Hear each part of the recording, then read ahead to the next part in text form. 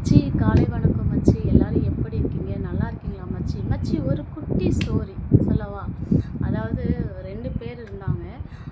2 பேரில் ஒருத்தவங்க உழைச்சிக்கிட்டே இருந்தாங்க. தேவையானதெல்லாம் சம்பாரிச்சுக்கிட்டே வச்சுக்கிட்டே இருந்தாங்க. ஒருத்தவர் பெஞ்சு மேலே கால் மேலே கால் போட்டுட்டு படுத்திருந்தார். உங்களுக்கு என்ன வேறு வேலையே இல்லையா? டெய்லி வேலைக்கு போய் போய் என்ன பண்ணுறீங்க அப்படின்னு சொல்லி, இப்போ ஏன் இவ்வளோ சேர்த்து வைக்கிறீங்க அப்படின்னு சொல்லிட்டு கிண்டல் பண்ணிக்கிட்டே இருந்தாராம். தொடர்ந்து மறுநாளும் அவர் வேலைக்கு போவாராம். போயிட்டு அவங்க வேலைக்கு போயிட்டு கூலி வாங்கியாந்து எல்லாம் சேர்த்து வச்சுட்டு இருப்பாங்களாம்.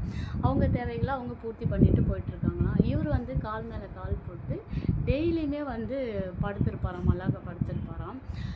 படுத்திருந்தப்ப என்ன பண்ணுன்னா, ஒரு வயசான காலம், ஒரு முதிர்வு காலம், ஒரு 60-65 வயசு ஆயிடுச்சு. மறுபடியும் அதே மாதிரி ரொட்டேட்டாக பண்ண ஒரு கால் மேலே கால் போட்டு அவர் சாப்பிட்டுட்டு இவங்களெல்லாம் வேடிக்கை பார்த்துட்டு இருந்தார். அப்புறம் ஒரு 65 வயசுக்கு மேலே என்ன பண்ணாங்கன்னா, ஓடிட்டே வேலை செஞ்சுட்டு இருந்தார் பார்த்தீங்களா, அவர் படுத்துக்கிட்டு கால் மேலே கால் போட்டு சாப்பிட்டுட்டு இருந்தாராம்.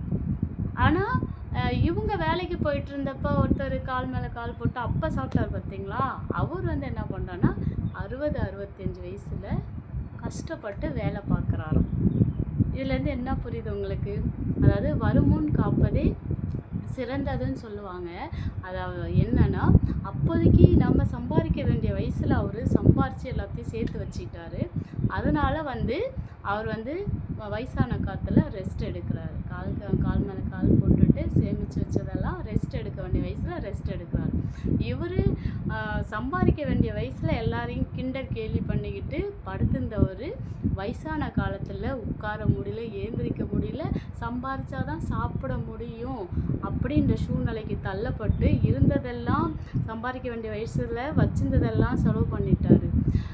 அதனால சம்பாதிக்காமல் கஷ்டப்பட்டுட்டு இருக்கார். புரியுதுங்களா? அதாவது எப்போதுமே விளையாட வேண்டிய வயசில் விளையாடணும், படிக்க வேண்டிய வயசில் படிக்கணும். அதே மாதிரி நம்ம வேலைக்கு போக வேண்டிய வயசில் நமக்கு என்ன தேவையோ சம்பாரித்து சேஃப்டி பண்ணிக்கணும். சரிங்களா? அப்புறம் நமக்கு ஓய்வு காலம் வரப்போ அதை வச்சு நம்ம மெயின்டைன் பண்ணணும் லைஃப்பை. சரிங்களா? பிள்ளைங்களுக்கும் அதை தான் சொல்லித்தரணும். இதில் ஒரு நல்ல பாடம். சரிங்களா?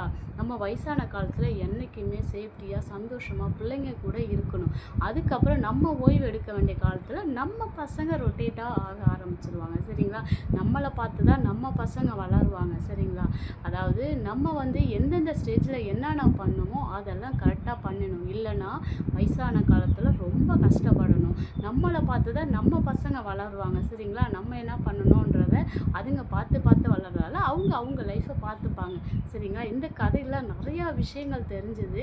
உங்களுக்கு என்னென்ன தெரிஞ்சுது, புரிஞ்சுதான்றதை கண்டிப்பாக கமெண்ட் பாக்ஸில் சொல்லுங்கள் நண்பர்களே. கண்டிப்பாக எதிர்பார்ப்பேன். அதனால் லைஃப்பை மிஸ் பண்ணாதீங்க. சம்பாதிக்க வேண்டிய காலத்தில் உட்காராதீங்க. அப்பா அம்மா சேர்த்து வச்சுருக்காங்க, அதெல்லாம் நம்ம அதான் இருக்கே அப்படின்றதுக்கு அசால்ட்டாக இருந்தீங்கன்னா அப்புறம் எல்லாத்தையும் அழிச்சிருவீங்க. அதுக்கப்புறம் நம்ம வயசான காலத்தில் கஷ்டப்பட வேண்டியதாக இருக்கும். சரிங்களா? அதனால எல்லாருமே அந்தந்த வயசில் என்னென்ன பண்ணுமோ கரெக்டாக எல்லாருமே பண்ணுங்க மச்சி. ஓகே, பாய் மச்சி.